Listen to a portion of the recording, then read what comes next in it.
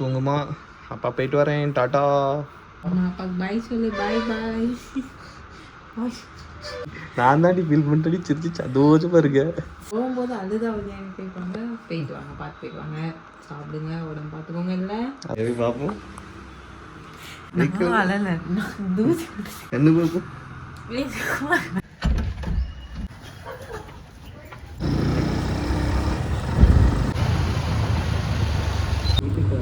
ஆமாம், வீட்டுக்கு கிளம்புற லாக். டாட்டா. போவோமா.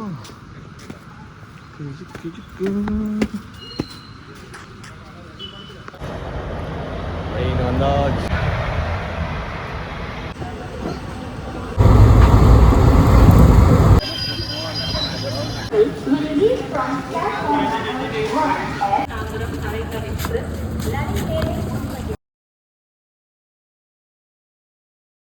ஹாய், இது சார்கே. எல்லோரும் எப்படி இருக்கேன்? நான் ரொம்ப நல்லா இருக்கேன். நீங்களும் நல்லா இருக்கேன் நம்புகிறேன். ஒரு மாதம் எப்படி போச்சுன்னே தெரியல. தீபாவளிக்கு வந்து அப்படியே டேட் பக்கத்தில் தான் கொடுத்துருந்தாங்க. ஸோ 1 வீக் இருந்து அதுக்கப்புறம் டெலிவரி, ஹாஸ்பிட்டல், அப்புறம் வீட்டுக்கு கூப்பிட்டு வந்தது, அப்படி இப்படின்ட்டு 1 மந்த் எப்படி போச்சுன்னே தெரியல. 1 மந்த் காலி. ஸோ பேக் டு ஒர்க் நமக்கு இங்கேயும் போயிட்டு தான் இருந்துச்சு. ஸோ லீவ் எல்லாம் மேனேஜ்மெண்ட் பண்ணி எப்படியோ இத்தனை நாள் வந்து கொஞ்சம் மேனேஜ்மெண்ட் பண்ணி எப்படி போயாச்சு. இனிமேல் வந்து நம்ம போய் நம்ம ஒர்க்கை பார்க்கணும், பிஸ்னஸ் பார்க்கணும், எல்லாமே இருக்குது. ஸோ அதனால் இன்றைக்கி டிக்கெட் போட்டாச்சு. இன்றைக்கி டேட் வந்து என்ன, 18 நவம்பர் 18. ஸோ 5:30க்கு ட்ரெயின் கிளம்பணும். எல்லாம் ரெடி ஆகிடுச்சு, எல்லாம் பேக்கெல்லாம் பண்ணியாச்சு. எப்போவுமே ஊருக்கு வந்துட்டு போகும்போது ஓகே, ஒய்ஃபுங்க இருக்கும்போது நார்மலாக தான் பார்த்துட்டு போகும்போது ஒரு ஃபீல் இருக்கும். இதெல்லாம் நம்ம கிளம்புவோம்.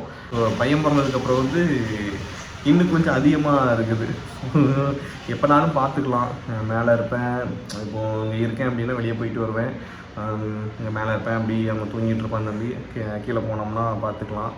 ஸோ இப்போ ஊருக்கு போகும்போது என்னென்னலாம் அங்கே இருக்கிறான்ல, அதனால் சடனாக பார்க்க முடியாது. நினச்சா உடனே பார்க்க முடியாது. வீடியோ கால் போட்டு பார்த்துக்கலாம். பட் என்ன தான் வீடியோ காலில் நம்ம பார்த்தாலும் நேரில் இருந்து நம்ம பார்க்குறது அந்த ஃபீல் வேறு இல்லை. அது கொஞ்சம் மிஸ் பண்ண தான் செய்வேன். வருத்தமாக தான் இருக்குது.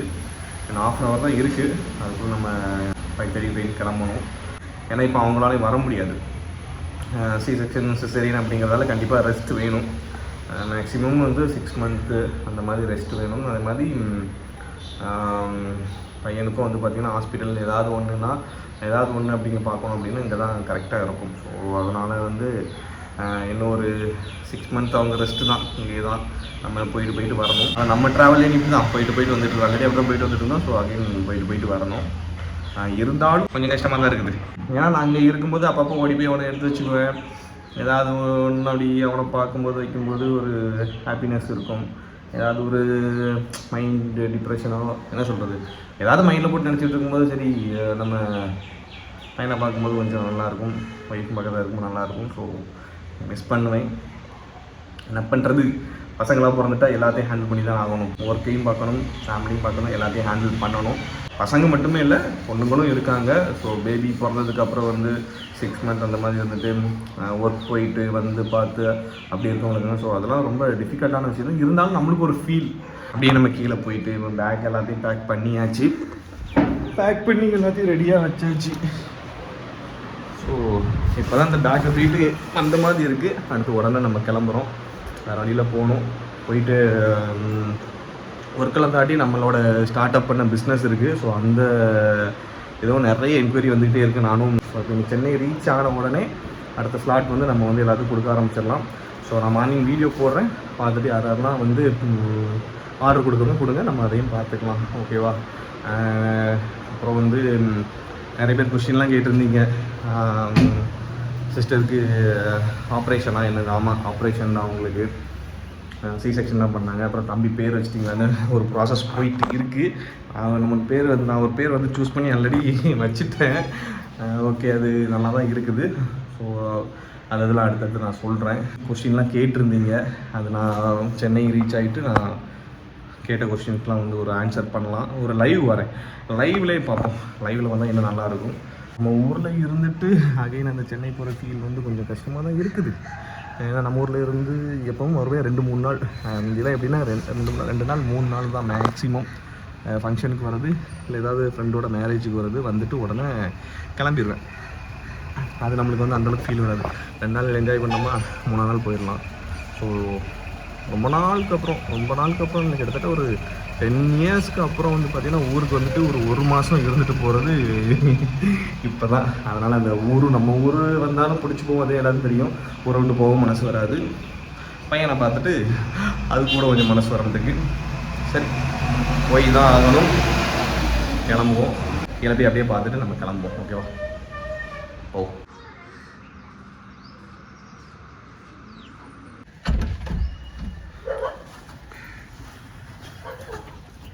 சரி தூங்குமா. அப்பா போயிட்டு வரேன். டாட்டா. அப்பாக்கு பாய் சொல்லு. பாய்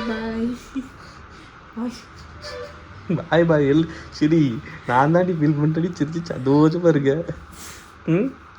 போடா போ.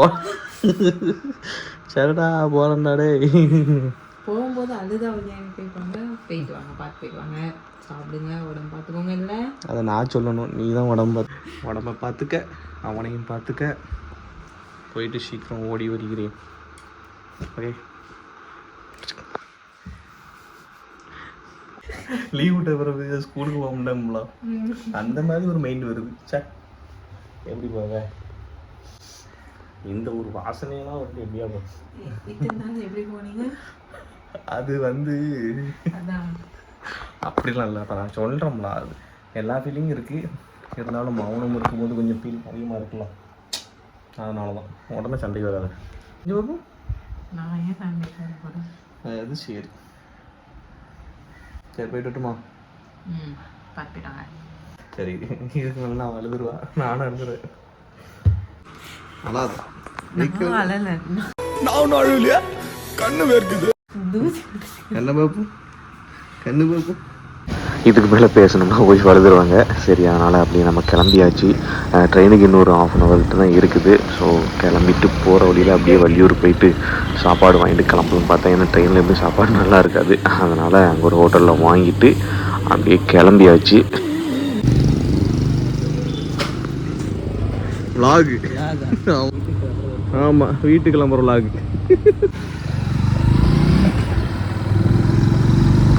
நம்ம ஊருக்கு கிளம்புற அன்றைக்கி பார்த்து கிளைமேட் வேறு சூப்பராக இருந்துச்சு. அங்கே இருக்கும்போதெல்லாம் வெயில் அடிச்சது. அதுக்கப்புறம் ஒரு 10 நாள் மழை அடிச்சது. பட் ஆனால் நம்ம ஹாஸ்பிட்டலில் அது இதுன்னு அங்கே இருந்ததுனால எங்கேயும் போக முடியல.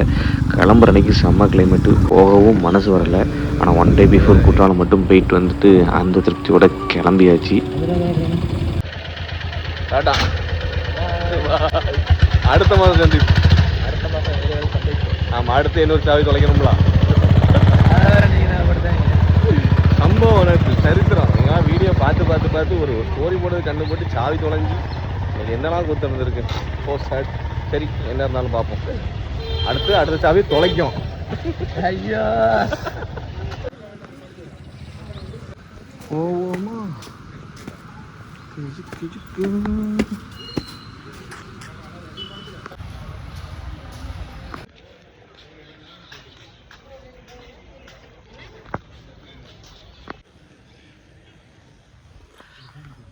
வந்தாச்சு. ஒரு 10 நிமிஷத்துக்கு முன்னாடி வந்தாச்சு.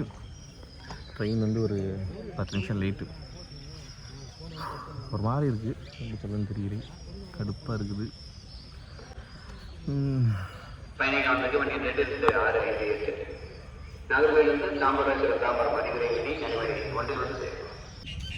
ஒரு மாதிரி இருக்குது, எப்படி சொல்லணும்னு தெரியல. சரியாயிரும்.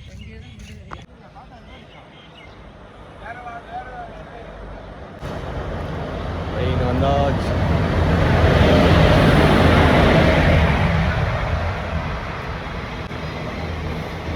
போவோமா? எப்போவுமே ஊருக்கு வரும்போதும் போகும்போதும் கன்னியாகுமரி எக்ஸ்பிரஸ் தான் நம்ம வந்து டிக்கெட் புக் பண்ணுறது. ஸோ அதுதான் அங்கேருந்து வரும்போதும் ஏர்லி மார்னிங் வந்துடலாம், அங்கேருந்து போகும்போது ஏர்லி மார்னிங் சீக்கிரம் போய் இறங்கிடலாம். போயிட்டு ஒரு 2 மணி நேரம் ரெஸ்ட் எடுத்து வேலையை பார்க்கலாம். ஸோ அப்படி தான் டிக்கெட் புக் பண்ணோம் தக்கல, பட் கிடைக்கல. ஸோ ஸ்பெஷல் எக்ஸ்பிரஸ் தான் இது. நாகர்கோயிலேருந்து கிளம்பி தாம்பரம் வரைக்கும் போகும். ஸோ இதுவே போதும் அப்படின்னு கிளம்பியாச்சு. சரி, கடத்த இதயத்துடன் ஊரில் இருந்து அப்படியே ரிட்டன் கிளம்பியாச்சு. 1 மாதம் வேறு லெவல்.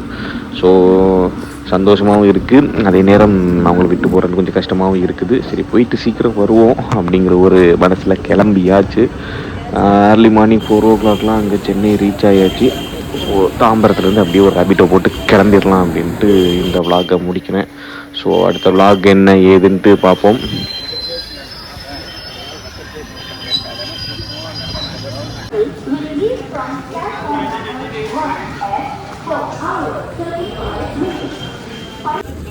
வீட்டுக்கு போயிட்டு அப்படியே ஒரு தூக்கத்தை போடுவோம். And thank you, love you all and bye.